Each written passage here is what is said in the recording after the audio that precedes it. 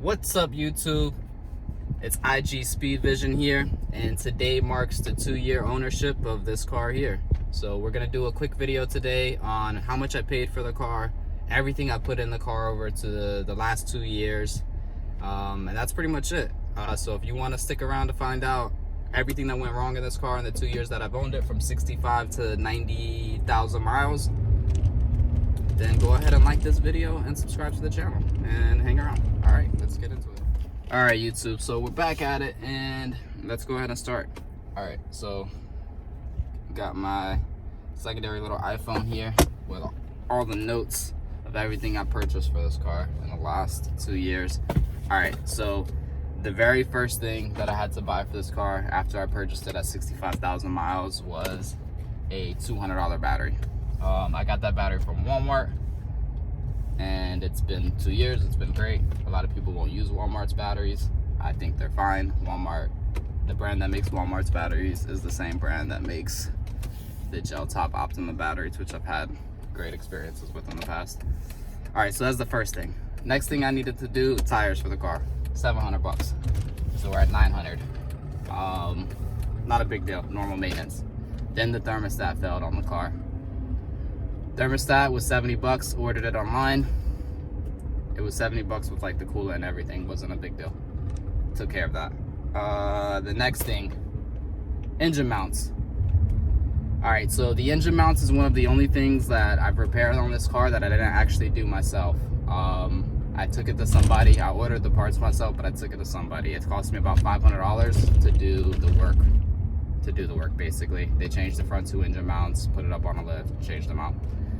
With the parts and everything, it was like 500 bucks. All right, next thing. Oh, the key. Yeah, the key failed on me. And the key is 300 bucks, but the whole experience ended up costing me 500 bucks. I had to call to get a Mercedes technician to come out. That cost me 200 bucks. And then from there, I had to wait for the key. Mercedes was taking too long, and I actually called a locksmith to come out, and they got me a key the same day. They charged me 300 bucks for a key. So I paid $500 total to get that done. The next thing, I hit a pothole, and the left lower control arm cracked on this car, so I had to change that. That was $1,500 bucks. The next thing that I did after that was the ball joint on the right side, which was $50. And in my latest video, you guys have seen the intake manifold replacement. The intake manifold replacement cost me about $600 in parts, and I did that myself. The wipers, nothing crazy, 50 bucks. I bought really good wipers. Spark plugs, 10 bucks a piece, 9 and some change, 60 bucks to do all 6 of them. If you have an older one of these cars, like an E350, I think they take like 1 spark plug per cylinder, if I'm not mistaken, or something like that. I could be totally wrong. I think that just might be the SLs. I'm not sure. Cabin air filter, 30 bucks. The air filters for the actual engine itself, they were 50 bucks each. I got the K&N ones. No big deal there. Something I wanted to do. The Harman Kardon amplifier failed in this car.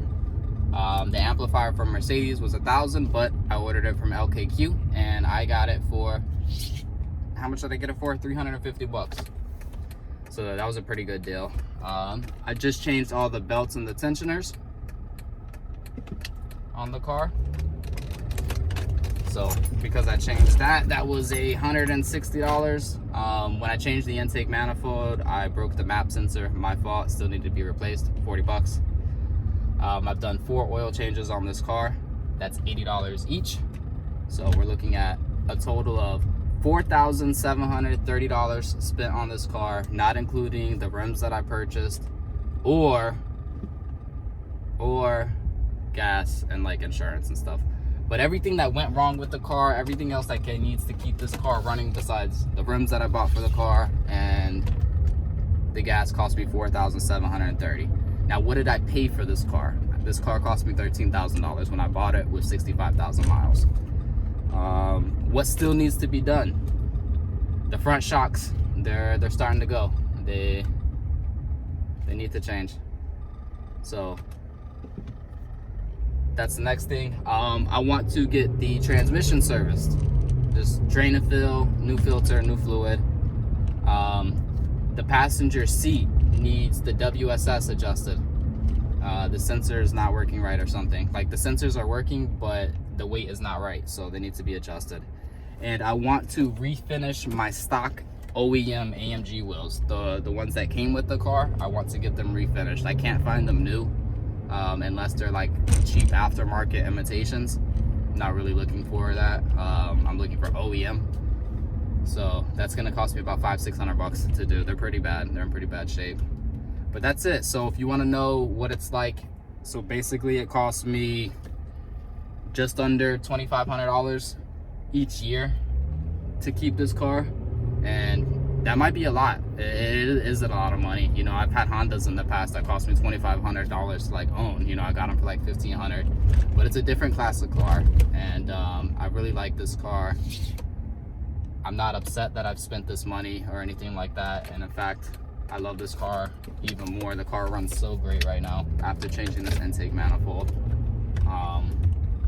Yeah, if you guys have any questions, comments, you want me to make videos on any certain type of topics or anything like that, feel free to leave it in the comment box.